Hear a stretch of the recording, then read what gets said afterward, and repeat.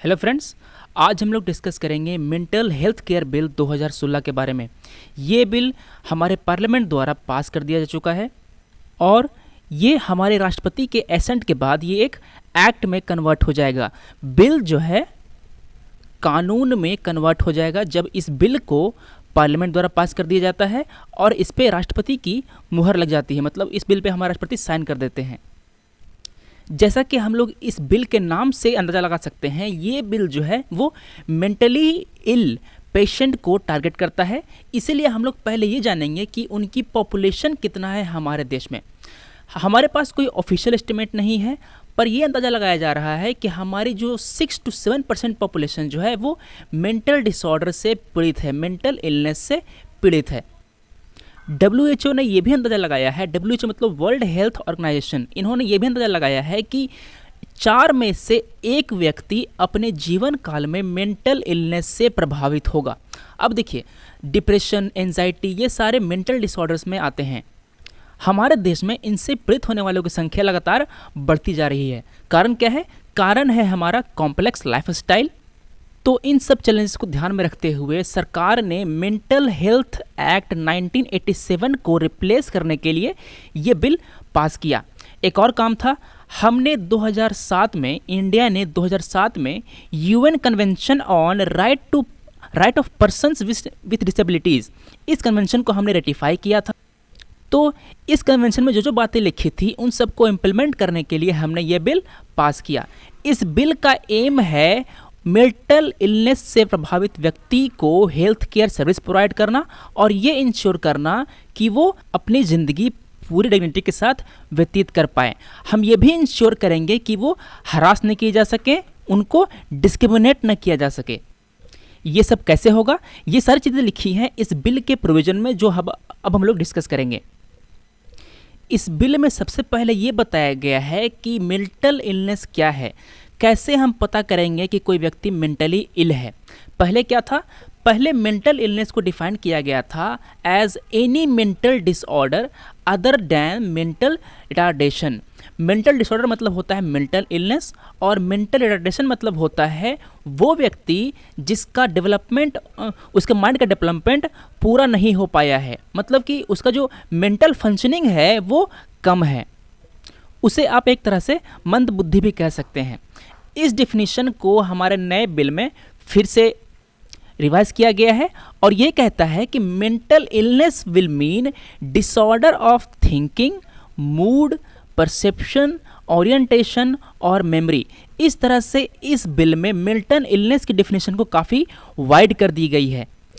इस डिफिनेशन को कितना वाइड कर दिया गया है इसका अंदाज़ा आप इसी से लगा सकते हैं कि जो भी व्यक्ति जो सुसाइड करना चाहता है उसको इस बिल में मेंटल डिसऑर्डर से पीड़ित व्यक्ति माना गया है। इसमें यह माना गया है कि जो सुसाइड करने वाला व्यक्ति है वो मेंटल डिसऑर्डर से पीड़ित है, अदरवाइज वो सुसाइड नहीं कर रहा होता। दोस्तों, इस बिल में मेंटल इलनेस से पीड़ित व्यक्ति को काफ़ी सारे राइट्स दिए गए हैं। कौन कौन से राइट दिए गए हैं? उनको मिला है right to access mental health care from services run and funded by government. Private वाले में नहीं, जो भी अस्पताल गवर्नमेंट रन है उसमें आपको right to access mental health care की राइट आपको प्रोवाइड की गई है। आपको ये राइट होगा कि आप एक affordable, good quality and easily accessible service आप उससे डिमांड करें। मेंटली इल पर्सन को यह भी राइट होगा कि वो right to equality of treatment की डिमांड करे, उन्हें protection from inhuman and degrading treatment मिले, मतलब कि उन्हें आप पागल कह करके उनसे इनह्यूमनली बिहेव नहीं करेंगे, उन्हें फ्री लीगल सर्विसेज मिलेंगी, उन्हें उनकी जो मेडिकल रिकॉर्ड्स होंगी उनको उन्हें एक्सेस मिलेंगी। और ये बिल ये भी कहता है कि जो इंश्योरेंस कंपनी है वो कोई भी व्यक्ति जो फिजिकली इल है और मेंटली इल है उनको वो डिस्क्रिमिनेट नहीं करेगा, दोनों को वो एक ही आधार पे इंश्योरेंस प्रोवाइड करेगा। इस बिल में ये भी कहा गया है कि जो पर्सन है उसको एडमिट तभी किया जाएगा जब ये डिसीजन उस व्यक्ति ने खुद ली होगी। इस प्रोविज़न को as far as possible worded करके लिमिट कर दिया गया है, मतलब कि अगर वो व्यक्ति डिसीजन लेने के लिए एबल है तो वो ले सकता है, अगर वो एबल नहीं है तो उसकी जगह कोई और ले सकता है ये डिसीजन। मतलब कि अगर वो एक इंडिपेंडेंट डिसीजन लेने के लिए एबल नहीं है, वो नहीं ले पा रहा है, तो उसकी जगह कोई और लेगा ये डिसीजन। तो इस तरह ये इनवॉलेंटरी हॉस्पिटलाइजेशन जो है वो ओनली एक्सेप्शनल केसेस में परमिट करता है। मतलब कि बहुत ही कम केसेस में इनवॉलेंटरी हॉस्पिटलाइजेशन किया जाएगा। ये तभी किया जाएगा जब लोगों को ये लगे, मतलब कि डॉक्टर्स को ये लगे कि पेशेंट दूसरे को हार्म कर सकता है। इस बिल में यह भी कहा गया है कि मेडिकल में मेंटल हेल्थ प्रोफेशनल को ट्रेन करने की जिम्मेदारी स्टेट की होगी, सरकार की होगी। वो प्राइवेट पार्टीज पे डिपेंड नहीं करेगा। पब्लिक हेल्थ केयर प्रोवाइड करने की जिम्मेदारी सरकार की होगी। इसमें यह भी कहा गया है कि जो गरीब हैं, जो होमलेस हैं, उनको फ्री ट्रीटमेंट मिलेगा। उनके पास बीपीएल कार्ड है तो ठीक है, अगर नहीं भी है तब भी उन्हें मिलेगा। इसमें यह भी कहा गया है कि जो मेंटली इल पर्सन है उनको right to live with dignity दी जाएगी। इसको हमने पहले डिस्कस कर लिया है। इसके बाद वहाँ पे कोई डिस्क्रिमिनेशन नहीं होगा on the basis of gender, sex, sexual orientation, religion, culture, caste, social and political believes, class and disability. सरकार को उनकी कॉन्फिडेंशियलिटी भी मेंटेन करनी होगी। मतलब कि ये नहीं कि आप उस पागल का जो फोटोग्राफ है आप मीडिया में छाप दें या उसके बारे में कोई और इन्फॉर्मेशन मीडिया को दे दें। ये तभी दी जाएगी जब वो व्यक्ति अपना कंसेंट देगा, जब वो व्यक्ति अपनी सहमति देगा। एक बात और, आप राइट टू कॉन्फिडेंशियलिटी के नाम पर आप उसके जो मेडिकल रिकॉर्ड हैं उस मरीज से नहीं छिपा सकते। उस मरीज को अपनी मेडिकल रिकॉर्ड देखने का अधिकार होगा, जिसको हमने पहले डिस्कस किया था। एक मेंटली इल व्यक्ति को एक एडवांस डायरेक्टिव देने का अधिकार होगा, जिसमें वो ये बताएगा कि उसे किस तरह से ट्रीट किया जाए, किस तरह से उसका इलाज किया जाए, और उसका जो रिप्रेजेंटेटिव होगा वो कौन होगा। मतलब कि उसके स्थान पर, उस मरीज के स्थान पर वो कौन व्यक्ति होगा जो ट्रीटमेंट के बारे में या उसके अस्पताल में एडमिशन के बारे में जो डिसीजन है वो ले पाए। ये जो डायरेक्टिव है वो एक मेडिकल प्रैक्टिशनर द्वारा सर्टिफाई किया जाएगा या उसे मेंटल हेल्थ बोर्ड में उसको रजिस्टर किया जाएगा, उस एडवांस डायरेक्टिव को। इस बिल के तहत सरकार सेंटर में सेंट्रल मेंटल हेल्थ अथॉरिटी और स्टेट लेवल पे स्टेट मेंटल हेल्थ अथॉरिटी का गठन करेगी। इस अथॉरिटी में जो भी हेल्थ इंस्टीट्यूट होंगे, जो भी हेल्थ प्रैक्टिशनर होंगे जो मेंटल इलनेस का इलाज करते हैं, वो सब इन अथॉरिटी में जा कर के रजिस्टर करेंगे। कौन कौन से लोग रजिस्टर करेंगे, इसके लिए एक क्राइटेरिया बनाई जाएगी जो इस बिल में मेंशन है। इन सब के अलावा इन सब अथॉरिटीज़ का काम होगा एक रजिस्टर बनाना, उसको सुपरवाइज करना, उसको मेंटेन करना, जिसमें उस स्टेट में जितने भी मेंटल हेल्थ एस्टेब्लिशमेंट हैं सबको वहाँ पे लिखा हुआ रहेगा। जो सरकार है उनके पास एक ये रिकॉर्ड रहेगा। ये जो अथॉरिटी है वो लॉ एनफोर्समेंट ऑफिशियल को भी ट्रेन करेगी और मेंटल हेल्थ प्रोफेशनल्स को भी ट्रेन करेगी। अगर सर्विस में आपको कोई परेशानी मिलती है, कोई कंप्लेन मिलती है, तो आप यहाँ पे दर्ज कर सकते हैं, ये उसको रिसीव करेगा। ये जो अथॉरिटीज़ हैं वो सरकार को मेंटल हेल्थ से रिलेटेड जो भी मैटर हैं उन पर उसको एडवाइस करेगा। State and central mental health authority के अलावा एक होगा मेंटल हेल्थ रिव्यू कमीशन और दूसरा होगा मेंटल हेल्थ रिव्यू बोर्ड। ये जो कमीशन और बोर्ड होंगे वो मरीजों से संबंधित होंगे और जो अथॉरिटी थी वो हॉस्पिटल्स और जो प्रैक्टिशनर्स हैं उनसे संबंधित था। ये जो कमीशन होगा ये एक क्वासी जुडिशियल बॉडी होगी। अब जब क्वासी जुडिशियल की बॉडी की बात आ ही गई है तो हम लोग देख लेते हैं कि इंडिया में कौन कौन सी बॉडीज़ हैं जो क्वासी जुडिशियल बॉडीज़ हैं। इंडिया में national human right commission, state human right commission, central information commission, state information commission, इसके अलावा competition commission of India, appellate tribunal for electricity, ये सारे जो हैं ये सारे हमारे देश में क्वासी जुडिशियल बॉडीज़ हैं। अब हम लोग वापस आते हैं अपने कमीशन पे। मेंटल हेल्थ रिव्यू कमीशन जो है this will periodically review the use and the procedure for making advance directive. ये जो डायरेक्टिव है किसके द्वारा बनाया जाएगा, ये एडवांस डायरेक्टिव बनाया जाएगा उस मेंटली इल पर्सन के द्वारा, जिसमें वो ये बताएगा कि उसकी ट्रीटमेंट कैसे हो और उसका जो नॉमिनी है वो कौन हो। ये कमीशन गवर्नमेंट को एडवाइस करेगा on protection of right of mentally ill person. ये जो कमीशन है वो स्टेट गवर्नमेंट के कंकरेंस से एक मेंटल हेल्थ रिव्यू बोर्ड बनाएगा। ये रिव्यू बोर्ड हर जिले में होगा। ध्यान दीजिए, जो स्टेट मेंटल हेल्थ अथॉरिटी थी ये हर राज्य में होती थी, और ये जो मेंटल हेल्थ रिव्यू बोर्ड होंगे वो हर डिस्ट्रिक्ट में होंगे। इस बोर्ड के पास कौन कौन से पावर होंगे? ये बोर्ड एडवांस डायरेक्टिव जो कि उस मरीज के द्वारा बनाया गया है उसको रजिस्टर करेगा, उसको रिव्यू करेगा, उसको चेंज करेगा या उसको कैंसिल करेगा अगर उन्हें लगता है कि ये डायरेक्टिव फ्रॉड है, ये डायरेक्टिव जो है वो सही नहीं है। वो जो मरीज है उसने जो रिप्रेजेंटेटिव उसने बताया है उसको वो अपॉइंट करेगा। ये नॉमिनेटेड रिप्रेजेंटेटिव उस मरीज के स्थान पर डिसीजन लेगा। इस बिल में उस मेंटली इल पर्सन को कैसे ट्रीट किया जाए उसके भी इसमें काफ़ी सारी बातें की गई है। इसमें यह बताया गया है कि उस पर्सन का एडमिशन कैसे हो, उसका ट्रीटमेंट कैसे हो और उसका डिस्चार्ज कैसे हो, उसका पूरा प्रोसेस एंड प्रोसीजर बताया गया है। इसमें यह भी कहा गया है कि वो जो मेंटली इल पर्सन है उसको चेन में नहीं बांधा जाएगा किसी भी सर्कमस्टांसेस में, फिर उसको किसी सेपरेट सेल में बंद नहीं किया जाएगा, उस व्यक्ति पर कोई भी स्टेरिलाइजेशन की ऑपरेशन नहीं की जाएगी। स्टेरिलाइजेशन क्या होता है मैंने यहाँ पे मेंशन कर दिया है, आप यहाँ से पढ़ सकते हैं।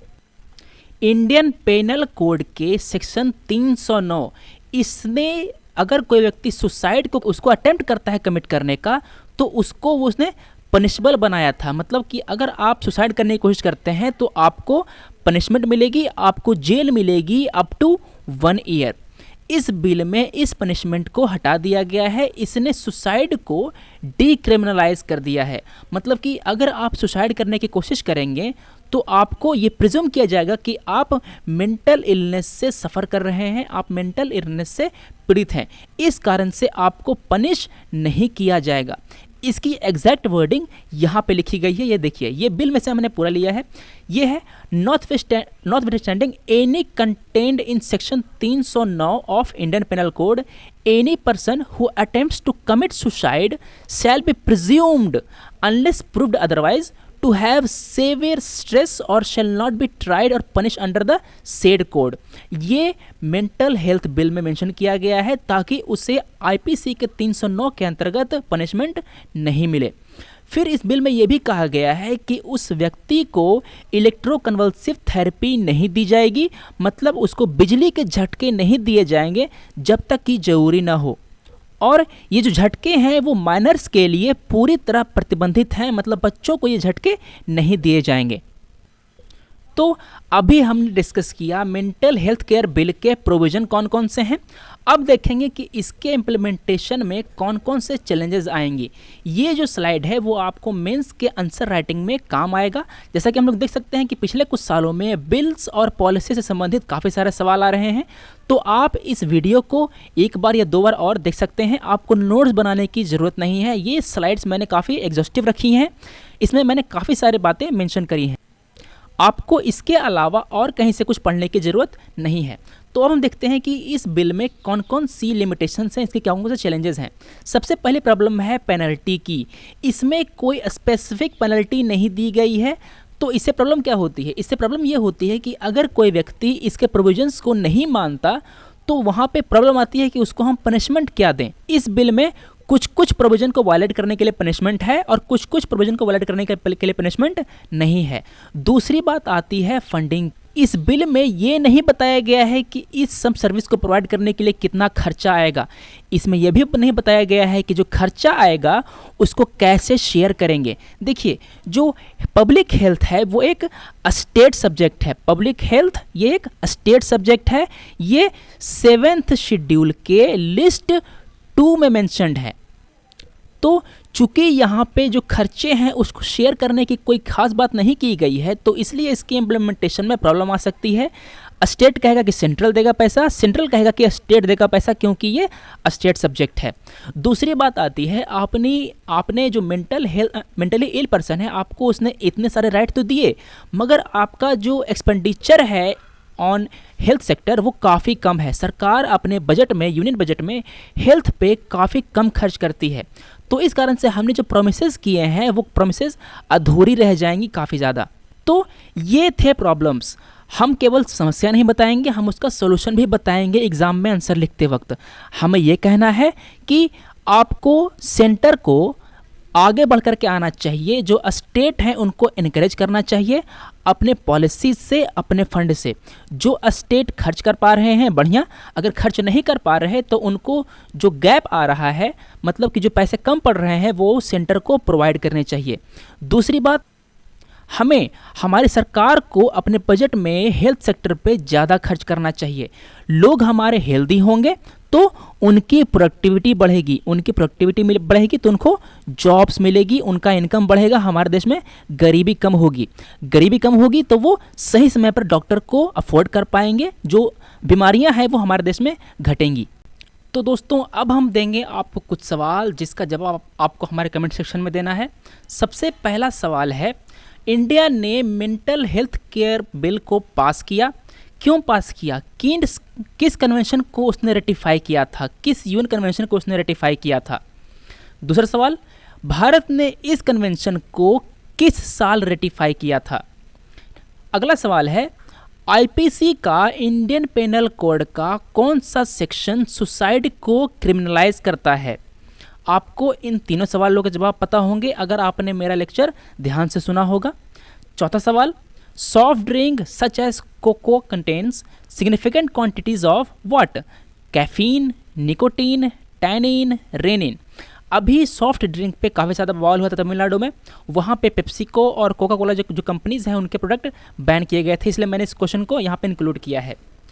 पांचवा सवाल, athletes foot is a disease caused by bacteria, fungus, protozoa, nematode.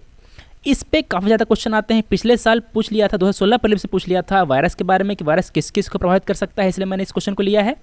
छठा सवाल, the major chemical compound found in kidney stones is urea, calcium carbonate, calcium oxalate, calcium sulphate. हमेशा की तरह कहूँगा, अगर आपको इनमें से किसी क्वेश्चन के जवाब नहीं पता तो आप गूगल कर सकते हैं। गूगल करेंगे आपको और चीज़ें पता लगेंगी, आपको फ़ायदा होगा। आप इन सारे सवालों के जवाब आप हमारे कमेंट सेक्शन में दीजिए। हम लोग मिलते हैं अगले वीडियो में। Thanks for watching and take care.